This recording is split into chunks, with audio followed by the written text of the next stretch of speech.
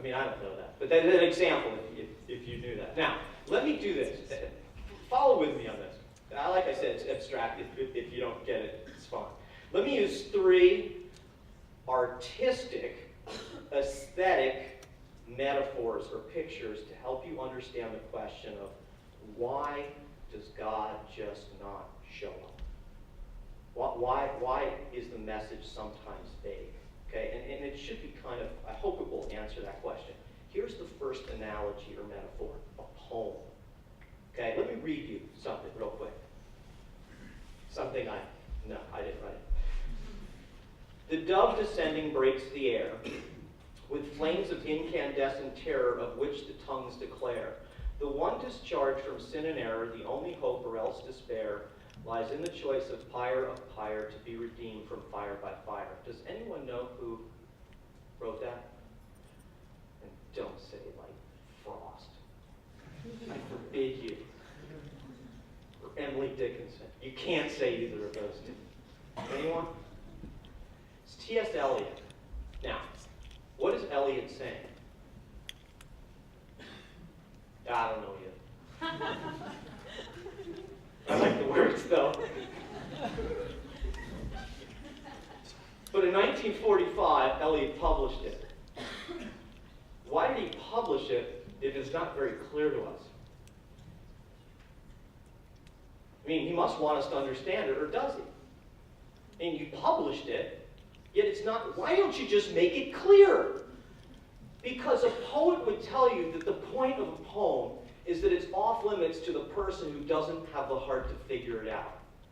Only if you have ears to hear or a heart to understand what is being said will you figure out that poem. That's the price of admission.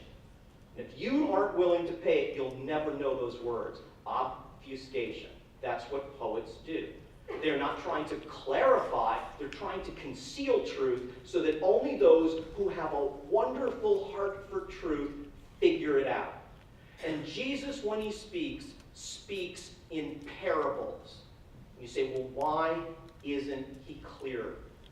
And in fact, his disciples ask him that very question. He says, in speaking in parables, I speak in parables so that though seeing they may not see, though hearing they may not understand. The answer is, I don't want everyone to understand me. Only those who have a heart. If they want to know truth, if they want to know love, if they want to know mercy, the words will rhyme. They'll get it. But if not, they won't. It's the nature of a poem. And so, why doesn't God show up? Because it's ugly. It's not pretty. Here's another one. Nature. The beauty of nature.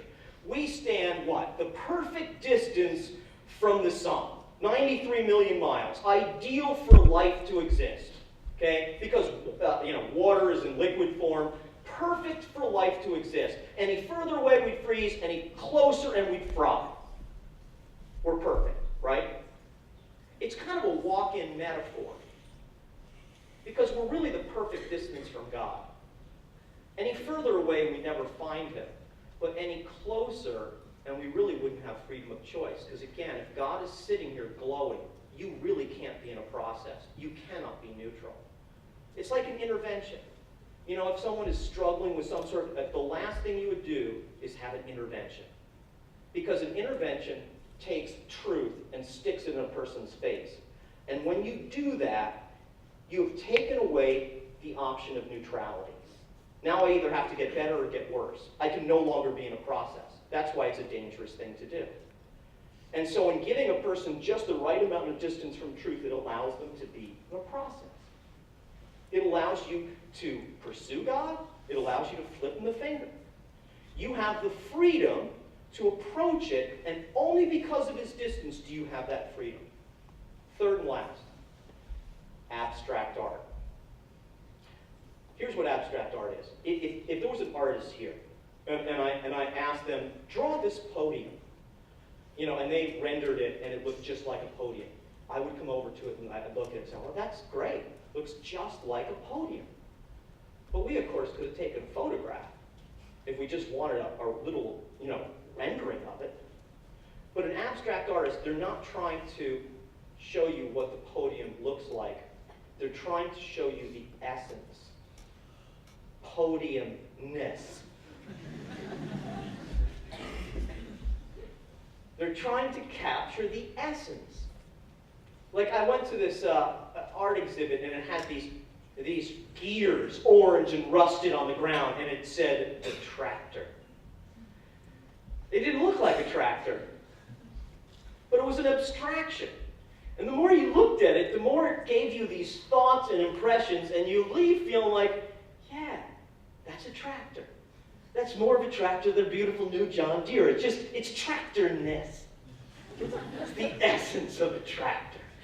You've captured it.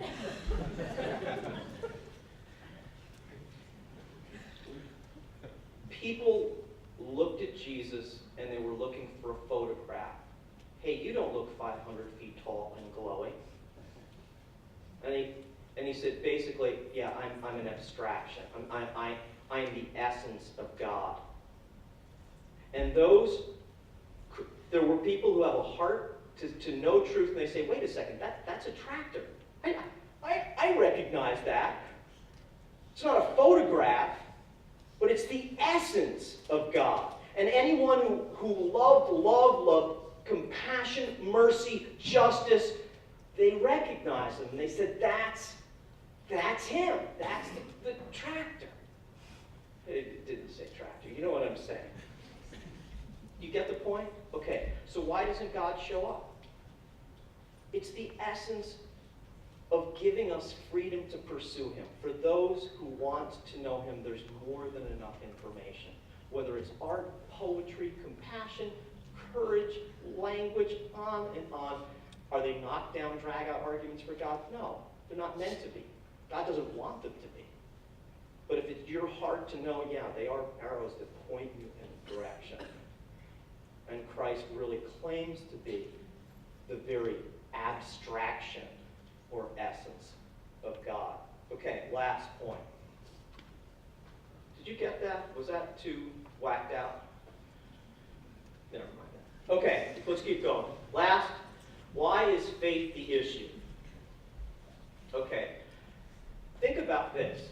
It'll be brief. I know I probably, yeah, I'll move along. Okay, why is faith the issue? Two things are kind of universal to religion. First here's this kind of universals that we all sin, right? If you look at most religions, they say, yes, we do things wrong. Even if you're not a religious person, you think, I'll always be the best person I can be. Well, are you? No, you probably fall short at some point. So there's universal kind of recognition of sin. Here's also a universal, that almost all religions seek to kind of bridge this gap between us and God caused by our sin. Think about it. Eastern religions try to bridge that gap in some way through what? Reincarnation. You live enough times, you can bridge that gap. You go follow the 10 Commandments.